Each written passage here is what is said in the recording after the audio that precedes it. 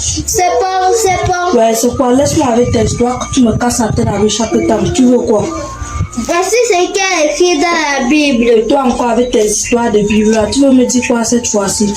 La Bible dit que ce livre de la loi ne s'éloigne point de ta bouche, car c'est alors que tu réussiras. Ça veut dire que si on met la Bible dans notre bouche jusqu'aux examens, on va réussir les examens. Quand toi-même tu regardes.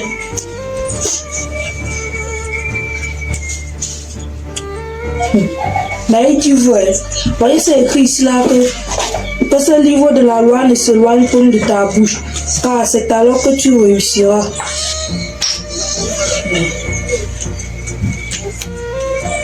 Et s'il avait raison, parce que vu que le premier trimestre, je n'ai pas eu la moyenne, le deuxième trimestre, je n'ai pas eu la moyenne, et voilà le troisième trimestre qui arrive. Non, mais je ne veux plus échouer le troisième trimestre, c'est là. Petit frère, je crois que ce que tu viens de me dire là, c'est ce qu'on va faire. Tu es un génie. Est-ce que là-bas tu ne mets pas la Bible dans ta bouche, je ne mets que maintenant.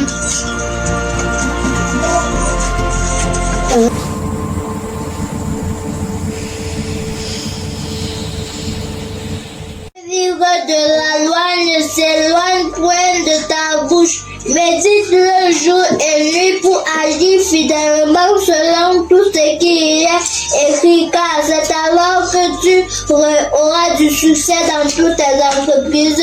C'est alors que tu réussiras. C'est bon. Ouais, c'est quoi? Laisse-moi avec tes histoires que tu me casses la tête avec chaque temps. Tu veux quoi? Voici ce qu'il y a écrit dans la Bible. Et toi encore avec tes histoires de Bible là, tu veux me dire quoi cette fois-ci? La Bible dit que ce livre de la loi ne s'éloigne point de ta bouche, car c'est alors que tu réussiras. Ça veut dire que si on met la Bible dans notre bouche jusqu'aux examens, on va réussir les examens. Quand toi-même tu regardes.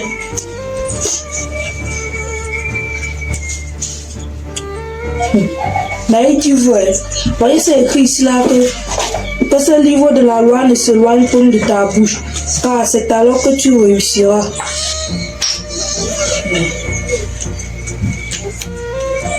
Et s'il avait raison, parce que vu que le premier trimestre, je n'ai pas eu la moyenne, le deuxième trimestre, je n'ai pas eu la moyenne, et voilà le troisième trimestre qui arrive. Non, mais je ne veux plus échouer le troisième trimestre, c'est là.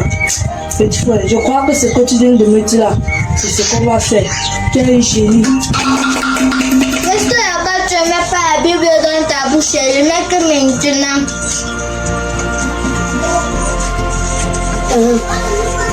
La Bible fait quoi dans la bouche? C'est la voix de musique, c'est dans le but. Moi, je comprends. C'est qui? Regarde, c'est même là. Il faut qu'on finisse qui dans ces exercices là, fait ça de nous. Moi aussi, j'ai fini les exercices là, mais ça donné. Et tu dois finir avant lundi. Moi, si la Bible fait pas dans ta bouche, viens nous finir les exercices. Et si ça vient dans ta bouche, moi c'est.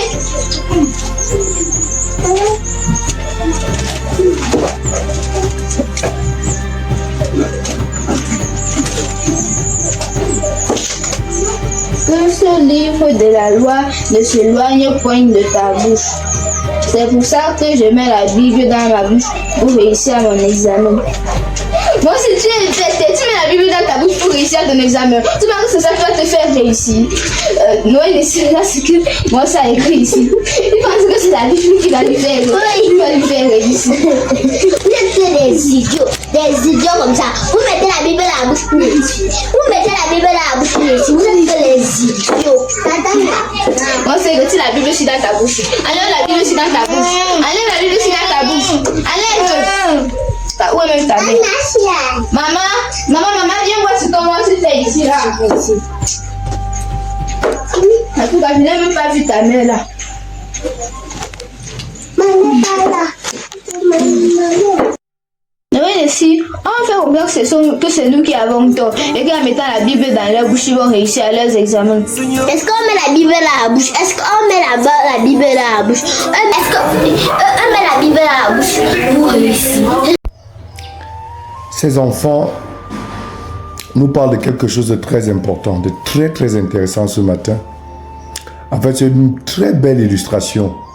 Et c'est comme ça que beaucoup d'enfants de Dieu sont devenus de nos jours. C'est la même chose, une lecture très erronée de la parole de Dieu. Vous voyez le petit, il a la Bible dans la bouche et il prétend réussir à son examen en ayant la Bible dans la bouche. Pourquoi? Parce qu'un verset lui a dit gardez que ce livre de la loi ne s'éloigne point de ta bouche, médite-le jour et nuit, c'est alors que tu réussiras dans tout ce que tu vas entreprendre. C'est exactement ça. Je reviens pour parler du nom de Jésus. Il y a une interprétation très erronée sur ce nom. Il est dit, en mon nom, vous chasserez les démons. En mon nom, vous allez guérir les malades. En mon nom, vous ferez de très grandes choses. Mais c'est quoi ce nom de Jésus? C'est la question qu'il faut se poser ce matin. C'est quoi le nom de Jésus-Christ? Beaucoup pensent que le nom de Jésus est devenu un talisman ou alors une formule magique qu'il faut prononcer et débloquer une situation là sur le champ.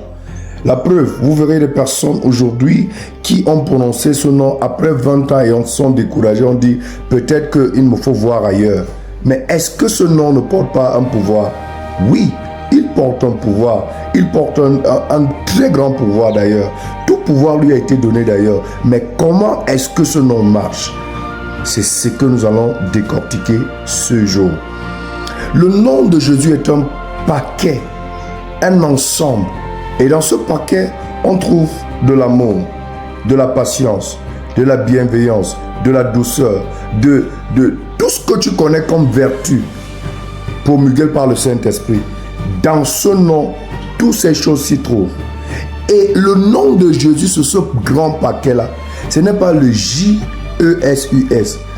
Alors, encore, s'il faut même se poser la question de savoir si ce nom est le véritable nom qu'on a appelé notre maître dans les temps anciens, c'est pas ça. Son véritable nom était Yeshua. La vérité, c'est que si tu veux prononcer le nom de façon, comment on dit ça, littérale, ce nom c'est Yeshua et non Jésus. Bon, maintenant, quand tu as fini de prononcer le nom Jésus, et tu ne vois pas des lignes bouger, et tu remarques que quelqu'un d'autre, même sans prononcer ce nom, avance et les choses marchent. La question qu'il faut se poser, c'est est-ce que je porte ce nom en moi? Est-ce que je porte le nom Jésus en moi? C'est la question qu'il faut se poser. Est-ce que ce nom, tu le portes en toi? Parce que dis tout le temps Jésus-Christ, Jésus-Christ, Jésus-Christ. C'est pas ça qui t'aide. C'est ce que tu dégages comme force venant des enseignements de ce grand maître qui te sauvera. Tu verras quelqu'un, il ne prononce pas ce nom. À longueur de journée, il est tranquille, mais tout ce qu'il fait marche. Une parole de sa bouche est validée par le ciel. Pourquoi? Parce qu'il est devenu ce nom. Il porte ce nom en lui, sans toutefois prononcer le J-E-S-U-S. Quelqu'un me dira, oui, il y a eu des circonstances où des personnes même non-croyantes ont prononcé ce nom et puis ça a porté de fruits. Ça, c'est vrai. Il y a des moments où le Seigneur Jésus, le Maître lui-même, décide de se révéler à certaines personnes qui ne le connaissent pas. Dans ce cas-là, dans une situation, tu peux prononcer ce nom de façon instantanée, une situation est décantée. Mais c'est juste de la part au bout de la leçon pour te dire viens et épouse mes enseignements. Ça ne veut pas dire que c'est le J-E-S en lui-même qui porte le pouvoir. C'est l'ensemble des enseignements du maître qui porte ce pouvoir. Il est temps pour l'Église de comprendre cela. Il est temps pour tous ceux qui utilisent ce nom Jésus-Christ de comprendre cela. Tu portes le nom Jésus, mais les ragots c'est toi. Tu portes le nom Jésus, mais la haine, la médisance c'est toi. Tu portes le nom de Jésus, mais le manque d'amour, le manque de pardon c'est toi. Tu es très loin de ce nom. Il dit, en mon nom vous allez chasser des démons, en mon nom vous guérirez des malades. Je nous explique quelque chose. Parce qu'il y a une confusion à ce niveau. Je t'explique quelque chose. Je prends l'exemple d'un chef de l'État qui est invité dans un événement. Écoutez bien, je prends l'exemple d'un chef de l'État qui est invité dans un événement, mais il se fait remplacer par son premier ministre. Quand le premier ministre arrive à cet événement, il arrive au nom de qui? Il arrive au nom du chef de l'État, bien sûr. Est-ce qu'il est obligé de dire, à chaque fois qu'il veut prononcer une phrase, il dit « je parle au nom du chef de l'État ». Tout le monde sait qu'il est venu au nom du chef de l'État. Pourquoi? Parce qu'il porte les prérogatives du chef de l'État en lui. Il porte la casquette du chef de l'État dans cet événement. Alors, l'honneur qui est réservé au chef de l'État, automatiquement, cet honneur lui est dû. Ça, c'est naturel, ça, c'est automatique. C'est ce qu'il faut comprendre de nos jours. Le nom de Jésus est un ensemble. Si tu dis que tu viens au nom de Jésus, les lignes vont bouger. Tu n'as pas besoin de prononcer ce nom J-E-S-U-S pour voir les lignes bouger. Tu verras les gens aujourd'hui au nom de Jésus, au nom de Jésus, au nom de Jésus, au nom de Jésus, au nom de Jésus. Mais après ton au nom de Jésus, rien n'a changé. Alors il faut changer. Je vous renvoie dans le livre de Galates, chapitre 5, verset 22. Prends le temps de méditer et tu verras ce que c'est que le fruit de l'esprit. Le fruit de l'esprit est tout ce que... C'est écrit bien le fruit de l'esprit. Alors, et pourtant là-bas, nous avons plusieurs vertus. Là, il est dit, tous ceux qui sont nés de nouveau par l'esprit de Jésus-Christ, par l'esprit de Dieu, sont obligés de porter ce fruit. C'est l'amour, le pardon, la bienveillance, la douceur, etc. Va lire ce verset et dans ton quotidien, essaye de t'aligner. Essaye de faire en sorte que ta vie puisse marcher en conformité avec ce que tu vas lire dans ce verset. Et alors, le nom de Jésus sera une réalité pour toi.